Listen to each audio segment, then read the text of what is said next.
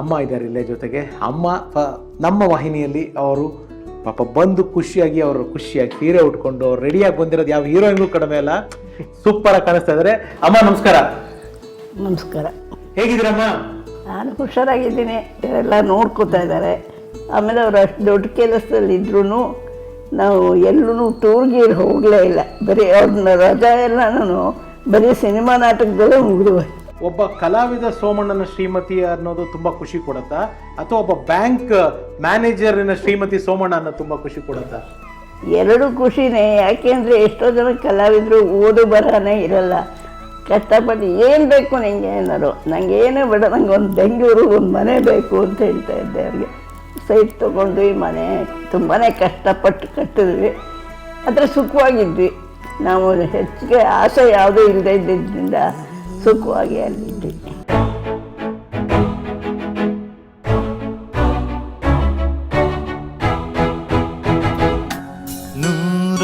ನೂರೊಂದು ನೆನಪು. ಸಾಕಷ್ಟು ವಿಚಾರಗಳನ್ನ ಮಾತಾಡ್ತಾ ಇದ್ದೀವಿ. ಮೇಡಮ್ ಅವ್ರು ಒಳ್ಳೆ ಹಾಡ್ತಾರೆ ಅಂತ ಕೇಳ್ಪಟ್ಟೆ. ನಿಮ್ಮ ಮಾವನವ್ರ ನೆನಪಲ್ಲಿ ಯಾವ್ದು ನಿಮ್ಗೆ ಅನ್ಸುತ್ತೋ ಒಂದೆರಡು ಸಾಲು ಒಂದು ಹಾಡು, ಅಂದರೆ ನಿಮ್ಮ ಮಾವ ಅವ್ರಿಗೋಸ್ಕರ ಒಂದು ಡೆಡಿಕೇಟ್, ಅವ್ರಿಗೆ ಯಾವ್ದಾರ ಫೇವ್ರೇಟ್ ಹಾಡಿದ್ದಿದ್ರೆ, ನೀವು ಹಾಡೋದನ್ನು ಅವ್ರು ಯಾವ ಜಾಸ್ತಿ ಇಷ್ಟಪಡ್ತಿದ್ರು, ಎನಿಥಿಂಗ್. ಶೃಂಗಪುರಾಧೀಶ್ವರಿ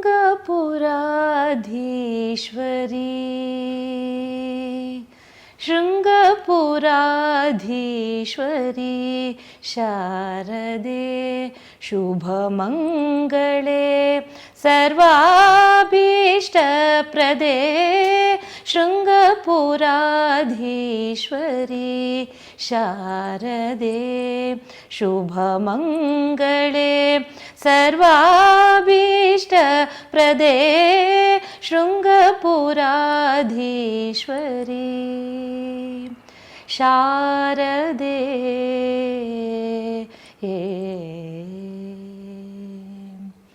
ಶಂಕರ ಸನ್ನುತೆ ಶ್ರೀಪದ್ಮಚರಣೆ ಶಂಕರ ಸನ್ನುತೆ ಶ್ರೀಪದ್ಮಚರಣೆ ಸಕಲ ಕಲಾ ವಿಶಾರದೆ ವರದೆ ಶಂಕರ ಸನ್ನುತೆ ಶ್ರೀಪದ್ಮಚರಣೆ ಸಕಲ ಕಲಾ ವಿಶಾರದೆ ವರದೆ ಸಲಹಿಮ್ನ ತಾಯೇ ಸಾಮಗಾನ ಪ್ರಿಯೇ ಶೃಂಗಪುರಾಧೀಶ್ವರಿ ಶಾರದೆ ಶುಭಮಂಗಳೇ ಸರ್ವಾಭೀಷ್ಟಪ್ರದೇ ಶೃಂಗಪುರಾಧೀಶ್ವರಿ ಶಾರದೆ.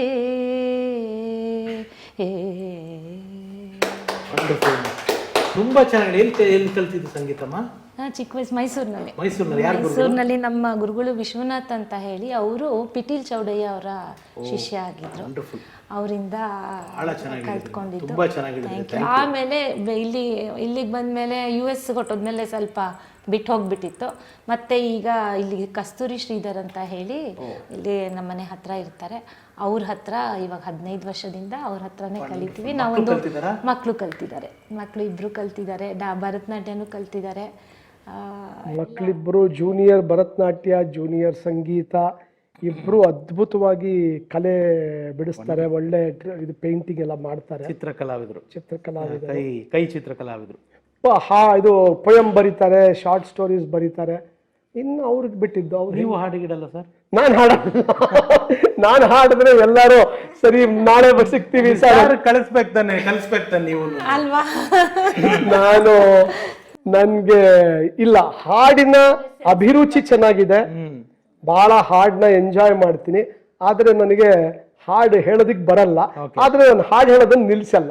ಬಾತ್ರೂಮ್ ಅಲ್ಲಿ ಹಾಡು ಹೇಳ್ತೀನಿ ಸರ್. ಪ್ರತಿಯೊಬ್ಬರು ಒಳಗಡೆನೂ ನೀವು ಮಕ್ಕಳನ್ನ ನಾಳೆ ನಿಮ್ಮ ಮೊಮ್ಮಕ್ಕಳಾದಾಗ ನೀವು ಯಾವ್ದಾದ್ರು ಟಾಯ್ ಶಾಪ್ ಕರ್ಕೊಂಡು ಹೋಗ್ತೀರಾ, ಆ ಮಗು ಏನ್ ತಗೊಳತ್ತೋ ಬಿಡತ್ತೋ ಗೊತ್ತಿಲ್ಲ, ನೀವ್ ಹೇಳ್ತಾ ಇರ್ತೀವಿ ಅಥವಾ ನಾವೇ ನಮಗೇನ್ ಬೇಕು ಅದಂತ ಹೇಳ್ತಾ ಇರ್ತೀವಿ. ಸೊ ನಮ್ಮ ಪ್ರತಿಯೊಬ್ಬರ ಒಳಗಡೆನೂ ಆ ಮಗು ಅನ್ನೋದು ಹಾಗೆ ಇರುತ್ತೆ. ನಾವೆಷ್ಟೇ ದೊಡ್ಡವರಾದ್ರೂ ಅದು ಹಾಗಿರುತ್ತೆ. ಹಾಗೆ ಹಾಡು ಅಷ್ಟೇ. ಅದು ಬಾತ್ರೂಮ್ ಸಿಂಗರು, ಆಮೇಲೆ ಲಿವಿಂಗ್ ರೂಮ್ ಸಿಂಗರು ಅಂತಲ್ಲ. ಕರೆಕ್ಟ್.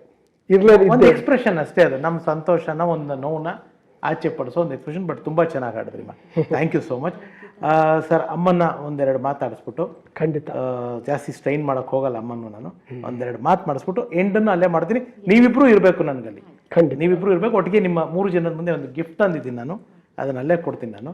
ಸೊ ಹಾಗಾಗಿ ಎಸ್ ಸ್ನೇಹಿತರೆ, ನಾವು ಶ್ರೀಮತಿ ಸೋಮಶೇಖರ್ ರಾವ್ ಅವರ ಹತ್ರ ಮಾತಾಡೋಣ, ಅವರ ಮಗ ಸೊಸೆನ ಅಲ್ಲೂ ಮಾತು ಮುಂದುವರ್ಸೋಣ. ಆ ಸೆಗ್ಮೆಂಟ್ ಮಾತಾಡ್ಬಿಟ್ಟು ಕಾರ್ಯಕ್ರಮನ ಎಂಡ್ ಮಾಡೋಣ.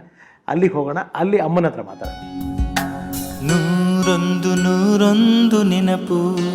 ಸೊ ಸ್ನೇಹಿತರೆ, 101 ನೆನಪಿನಲ್ಲಿ ಈಗ ನಿಜಕ್ಕೂ ಒಂದು ತುಂಬ ನನಗೆ ವೈಯಕ್ತಿಕವಾಗಿ ಬಹಳ ಖುಷಿ ಹಾಗೂ ಸಂತೋಷ, ಹೆಮ್ಮೆ, ಗರ್ವ, ಗೌರವ ಎಲ್ಲ ಆಗುವಂಥಗಳಿಗೆ ನಮ್ಮ ಸೋಮಶೇಖರ್ ಸರ್ ಅವರ ಧರ್ಮಪತ್ನಿ ಅಮ್ಮ ಇದ್ದಾರೆ ಇಲ್ಲೇ ಜೊತೆಗೆ. ಅಮ್ಮ ನಮ್ಮ ವಾಹಿನಿಯಲ್ಲಿ ಅವರು ಪಾಪ ಬಂದು ಖುಷಿಯಾಗಿ, ಅವರು ಖುಷಿಯಾಗಿ ಸೀರೆ ಉಟ್ಕೊಂಡು ಅವ್ರು ರೆಡಿಯಾಗಿ ಬಂದಿರೋದು ಯಾವ ಹೀರೋಯಿನ್ಗೂ ಕಡಿಮೆ ಅಲ್ಲ, ಸೂಪರ್ ಆಗಿ ಕಾಣಿಸ್ತಾ ಇದ್ದಾರೆ.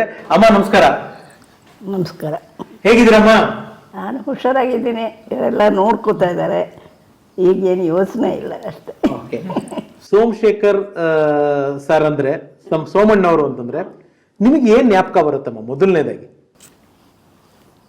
ನಾಟಕ, ಸಿನಿಮಾ, ಅವ್ರ ಹೆಸರು ಕೇಳಿದ್ರೆ ಅದೇ ಜ್ಞಾಪಕ ಬರೋದು. ಸುಮಾರು 45 ವರ್ಷ ಅವ್ರ ಜೊತೆಲಿದ್ದೆ. ನಾನು ಜಾಸ್ತಿ ಮಾತನಾಡಲ್ಲ. ಅವ್ರು ಹೇಳೋರು, ನೀನು ಒಳ್ಳೆ ಲಿಸ್ನರು, ಅದರಿಂದ ನನ್ನ ನಾಟಕ, ಸಿನಿಮಾ ಎಲ್ಲ ನಿಂಗೆ ಇಷ್ಟ ಆಗತ್ತೆ, ಚೆನ್ನಾಗಿ ನೋಡಿಕೊಂಡ್ರು. ನಾನು ಅವ್ರನ್ನ ಚೆನ್ನಾಗಿ ನೋಡಿಕೊಂಡೆ ಅಂತ ಅಂದ್ಕೊಂಡಿದ್ದೀನಿ. ನೀವು ತುಂಬಾ ಚೆನ್ನಾಗಿ ನೋಡ್ಕೊಂಡಿದ್ದೀರಾ, ನೀವು ಅನ್ಕೊಂಡಿದ್ದೀನಿ ಅಂತ ಹೇಳಿ. ಆಮೇಲೆ ಅವ್ರಿಗೆ ಮನೆಯದು ಯಾವ ತಾಪತ್ರ ಏನೂ ಹಚ್ಚಲೇ ಇಲ್ಲ ಅವ್ರಿಗೆ. ಮನೇಲಿ ಅತ್ತೆ ಮಾವ ನಾದ್ನೀರು ಎಲ್ಲ ಇದ್ದರು, ದೊಡ್ಡ ಸಂಸಾರ. ಮನೆ ವಿಷಯನೇ ಅವ್ರಿಗೆ ಗೊತ್ತಿಲ್ಲ. ಆಮೇಲೆ ಅವ್ರು ಅಷ್ಟು ದೊಡ್ಡ ಕೆಲಸದಲ್ಲಿ ಇದ್ರೂ ನಾವು ಎಲ್ಲೂ ಟೂರ್ಗೆ ಹೋಗಲೇ ಇಲ್ಲ. ಬರೀ ಅವ್ರನ್ನ ರಜಾ ಎಲ್ಲನೂ ಬರೀ ಸಿನಿಮಾ ನಾಟಕದಲ್ಲೇ ಮುಗಿದು. ಸಿನಿಮಾ ಗಂಡ ಒಬ್ಬ ಸಿನಿಮಾ ಕಲಾವಿದ, ನಾಟಕ ಕಲಾವಿದ. ಸೊ ನಿಮಗೆ ಇವಾಗ ಆಚೆ ಕಡೆ ಎಲ್ಲಾದರೂ ಹೋದಾಗ ಇವರು ಸೋಮಣ್ಣ ಅವರ ಶ್ರೀಮತಿ, ಇವರು ಸೋಮಣ್ಣ ಅವರ ವೈಫು ಅಂತ ಗುರುತಿಸ್ತಿದ್ರ? ಈಗ ಅವಾಗ ಗುರ್ಸು. ಅವಾಗ ಎಷ್ಟು ಖುಷಿ ಆಗುತ್ತೆ ನಿಮ್ಗದು? ಖುಷಿನೇ. ಮತ್ತೆ ಅವ್ರ ಜೊತೆಗೆ ದತ್ತಣ್ಣನು ನಮ್ಮ ಜೊತೆಲೇ ಇದ್ದರು. ಅದರಿಂದ ಇಬ್ಬರು ಒಂದೇ ಮನೇಲಿರೋರಿಗೆ ಎಲ್ಲ ಖುಷಿ ಆಗೋದು. ಅವ್ರನ್ನೆಲ್ಲ ನೋಡ್ಕೋತಾ ಇದ್ದಿದ್ದು ಇನ್ನೂ ಖುಷಿ ಆಗೋದು ನನಗೆ. ಮದುವೆ ಆಗ್ಬೇಕಾದ್ರೆ ಸೋಮಣ್ಣ ಅವರು ಕಲಾವಿದರಾಗಿದ್ರ? ಪಿಕ್ಚರ್ ಆಕ್ಟ್ ಮಾಡ್ತಿದ್ರು ಅಷ್ಟರಲ್ಲಿ. ಅವ್ರ ನಾಟಕಗಳು ಇದು ಚಿತ್ರದುರ್ಗದಲ್ಲಿ ಬೇಕಾದಷ್ಟು ನಾಟಕಗಳು ಇದು ಮಾಡಿದ್ರು. ಆದರೆ ನಮ್ಮ ತಂದೆ ಮನೆ ಕಡೆ ಈ ನಾಟಕ, ಸಿನಿಮಾ ಅಂದರೆ ಏನು ಅನ್ನೋದು ಗೊತ್ತೇ ಇಲ್ಲ ಅವ್ರಿಗೆ. ಅವ್ರು ಹೇಳಿದ್ರು, ನೀನು ಅವ್ರನ್ನ ಮದುವೆ ಮಾಡ್ಕೋತಾ ಇದ್ದಿ, ಅವ್ರಿಗೇನು ತೊಂದರೆ ಕೊಡಬೇಡ, ನೀನು ಅವ್ರನ್ನೂ ಸರಿಯಾಗಿ ನೋಡ್ಕೊ ಅಂತ ಹೇಳಿದ್ರು. ಅದೇ ಥರ ನಡ್ಕೊಂಡಿದ್ದೀನಿ ಅಂತ ಅನಿಸುತ್ತೆ. ಓಕೆ. ನಿಮಗೆ ಒಬ್ಬ ಕಲಾವಿದ ಸೋಮಣ್ಣನ ಶ್ರೀಮತಿ ಅನ್ನೋದು ತುಂಬಾ ಖುಷಿ ಕೊಡುತ್ತಾ, ಅಥವಾ ಒಬ್ಬ ಬ್ಯಾಂಕ್ ಮ್ಯಾನೇಜರಿನ ಶ್ರೀಮತಿ ಸೋಮಣ್ಣ ಅನ್ನೋದು ತುಂಬಾ ಖುಷಿ ಕೊಡುತ್ತಾ? ಎರಡು ಖುಷಿನೇ. ಯಾಕೆಂದರೆ ಎಷ್ಟೋ ಜನ ಕಲಾವಿದರು ಓದು ಬರಹನೇ ಇರಲ್ಲ. ಅಂಥದ್ರಲ್ಲಿ ಇವರು ಅಷ್ಟು ಓದಿ ಅಷ್ಟು ದೊಡ್ಡ ಕೆಲಸದಲ್ಲಿ ಇದ್ರೂ ಇದನ್ನು ಇಟ್ಕೊಂಡಿದ್ದಾರಲ್ಲ ಅಂತ ಭಾಳ ಖುಷಿ ಆಗೋದು. ನಿಮ್ಮ ಯಜಮಾನರ ನಟನೆನ ನೀವು ಪರದೆ ಮೇಲೆ ನೋಡಿದಾಗ, ಪರ್ಟಿಕ್ಯುಲರ್ಲಿ ಮಿಥಿಲೆಯ ಸೀತೆಯರು ಸಿನಿಮಾ ನೋಡಿದಾಗ ನಿಮ್ಗೆ ಏನು ಅನಿಸಿತ್ತು? ಏನಿಲ್ಲ, ಅದು ಅವ್ರದ್ದು ಆ್ಯಕ್ಟಿಂಗ್ ಎಷ್ಟು ಚೆನ್ನಾಗಿದೆ ಅಂತ ಅನ್ನಿಸ್ತಾ ಇತ್ತು. ನ್ಯಾಚುರಲಾಗಿ ಮಾಡೋರು ಅವರು. ಅಂದರೆ ಮನೇಲಿ ಅವ್ರು ಹಾಗೆ ಇರ್ತಾ ಇದ್ದಿದ್ದರಿಂದ ನಮಗದು ನಾಟಕ ಅಂತಲೇ ಅನ್ನಿಸ್ತಾ ಇರಲಿಲ್ಲ. ಸಾಧಾರಣ ಮನೇಲಿ ಯಾವಾಗ್ಲೂ ಹೀಗೆ ಮಾತುಕತೆ ಎಲ್ಲ ಇರ್ತಾ ಇತ್ತಲ್ಲ, ಸುಮ್ನಿರಾಯ ನೀನು, ಅದೆಲ್ಲ ಹಂಗಲ್ಲ. ಅವ್ರು ಅಂದ್ರೆ ಮಾತಾಡೋ ರೀತಿನೇ ಹಂಗಿತ್ತು, ಫೋರ್ಸು. ನಾವು ಅಲ್ಲಿ ನೋಡಿದಾಗ ಹಂಗೆ ಇದೆಯಲ್ಲ ಅಂತ ಅನ್ಸೋದು.